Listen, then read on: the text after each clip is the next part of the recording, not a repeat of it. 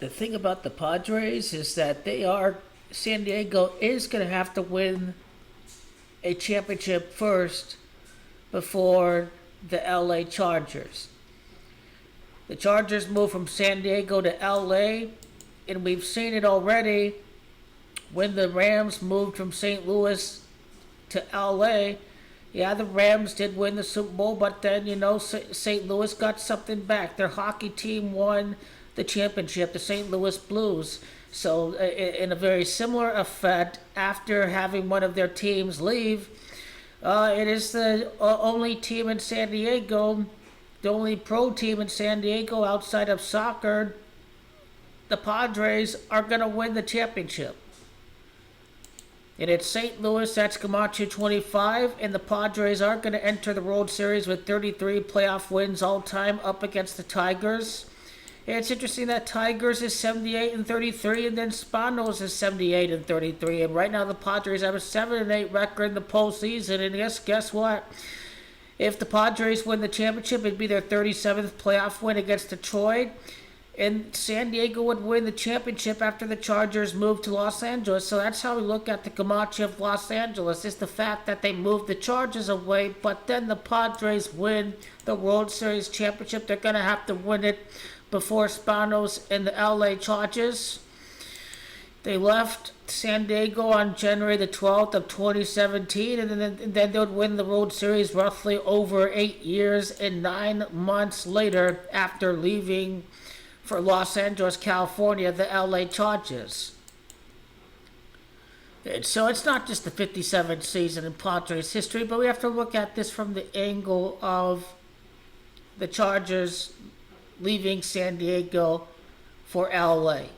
And that's going to be one of the narratives that we see. And then when we look at the first series after the trade deadline, this is a ritual for Mike Shildt, because he used to manage the St. Louis Cardinals, in the very first team that they face after the trade deadline is his former team, the St. Louis Cardinals. And I don't think this is by coincidence. I think this is by design. I think this is going to say a lot more about what's going to happen. And you think about Mike Schild of the Padres, well, his real name is Michael, and the Padres would enter the World Series with 33 playoff wins all time, and it's Michael, that's Camacho 33, same Camacho as Tigers.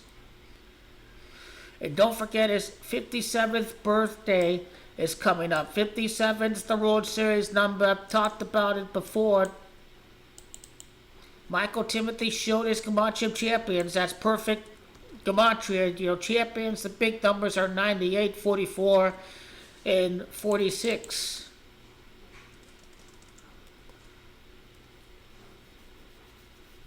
And then Mike Shildt equals Padres. I talked about that before, too.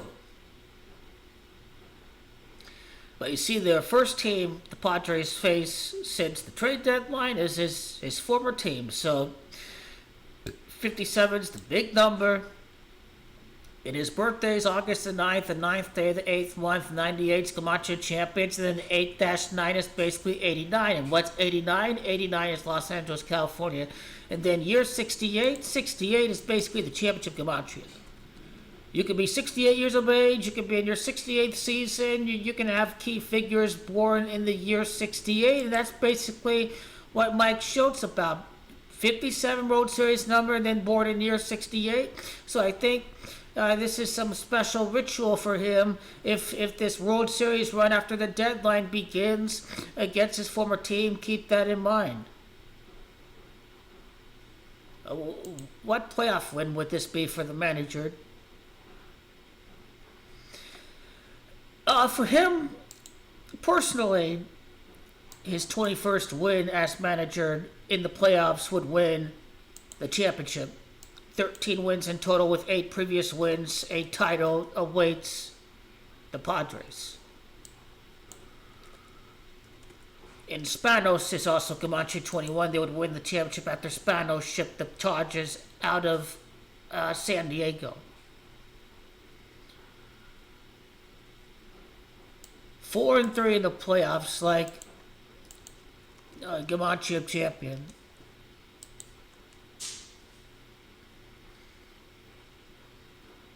So what if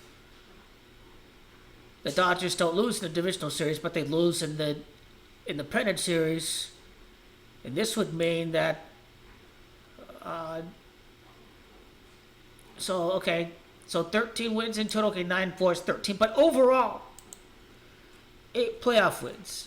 2 in the wild card, 3 in the divisional, 4 in the pennant series. He could get his 17th playoff win against Shohei Ohtani, number 17, in the Dodgers. If these two teams do face off in the pennant series, the Padres beat the Dodgers in 2022, and then the Dodgers beat the Padres 2024. We have another playoff matchup this decade. And, they lost in 2020 to the Dodgers. So this time around, the Padres going to beat them, and this time they win the World Series. So this is the top rivalry of the 2020s. The Padres get the revenge. They win the World Series, and they give the long-awaited championship to San Diego. The management all in with the trade deadline. The Padres going to win the World Series. And when we're looking at the pitching, I mean, basically the Dodgers took a hit. Basically, that's what happened. And you can't pitch as well. Mookie Betts is looks like he's in decline. He's having a terrible, terrible year, Mookie Betts. No Mookie Betts, no party. Your 2020 World Series MVP. Obviously, they've taken a huge hit. Let me show you what I mean. Speaking of the Dodgers losing today right now, team ERA. San Diego Padres, number 2 in team ERA in baseball. Pitching wins championships. Padres, number 2 in ERA. Where are the Dodgers? The Dodgers are 20th in ERA. The Dodgers have mediocre pitching this year. Look at these teams outside the playoffs. The Marlins, the D-backs, the Angels, the Orioles, the Athletics, the Nationals, the Rockies. The Braves are not in the playoffs. Even the White Sox have a better ERA than the Dodgers. So let's take a look at 2024.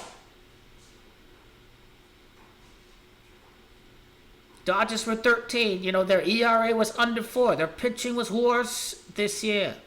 But Padres go from 12 to 2 in ERA. And they've got Mike Miller throwing 103, 104 miles per hour in the bullpen.